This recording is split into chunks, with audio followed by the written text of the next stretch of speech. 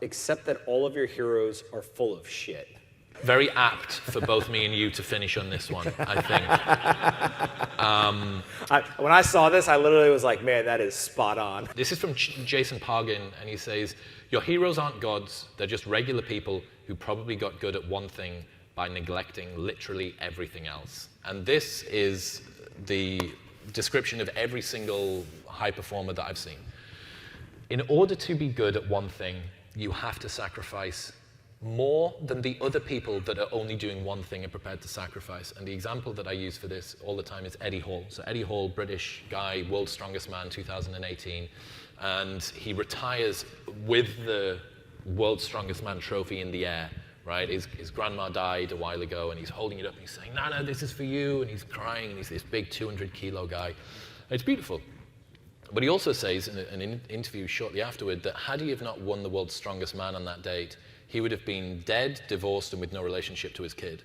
Because how hard he was pushing his body, presumably the drugs that he was having to take as well. 6'4", 440 pounds, training every day.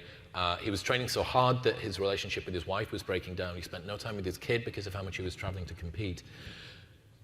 That is a man who has sacrificed everything in order to be good at one thing. Only in light of seeing the entirety of someone's experience that is a high performer and taking into account the price that they pay for brilliance and greatness, can you see truly whether you want that life. To look at Eddie Hall and say, I want to be the world's strongest man, that sounds amazing, I hold it in the air and crying and Nana, brilliant.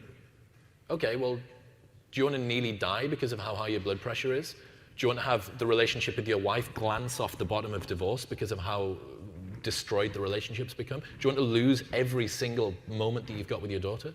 Probably not. You wouldn't pay that price. That's not to say that people shouldn't chase excellence or high performance.